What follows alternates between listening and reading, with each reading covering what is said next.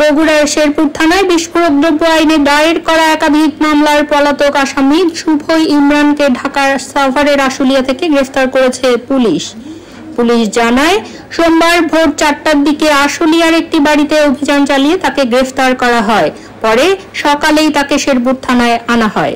শুভ ইমরান শেরপুর পৌরসভার সাবেক কাউন্সিলর এবং পৌর স্বেচ্ছাসেবক লীগের সাবেক সাধারণ সম্পাদক। তার বিরুদ্ধে শেরপুর ও শাহজাহানপুর থানায় বিস্ফোরক আইনে 3টি মামলা রয়েছে। এর মধ্যে 2টি এজাহারভুক্ত এবং একটি তদন্তে প্রাপ্ত। স্থানীয় সূত্র বলছে, আওয়ামী লীগ সরকারের সময়ে তিনি এলাকায় ত্রাস হিসেবে পরিচিত ছিলেন। পুলিশ জানায়, 2024 সালের সেপ্টেম্বর ও নভেম্বরে শেরপুর থানায় দায়ের হওয়া মামলার পাশাপাশি চলতি বছরের মার্চে শাহজাহানপুর থানার দায়ের হওয়া মামলারও তিনি আসামি।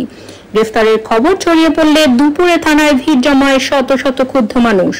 দুপুর 12টার দিকে আদালতে নেওয়ার প্রস্তুতি চলাকালে বিক্ষুব্ধ জনতা বাধা দেয়।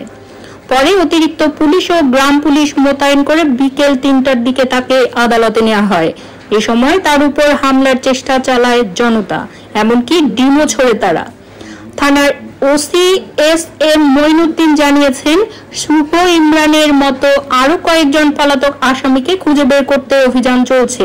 দ্রুত সবাইকে আইনের আওতায় আনা হবে।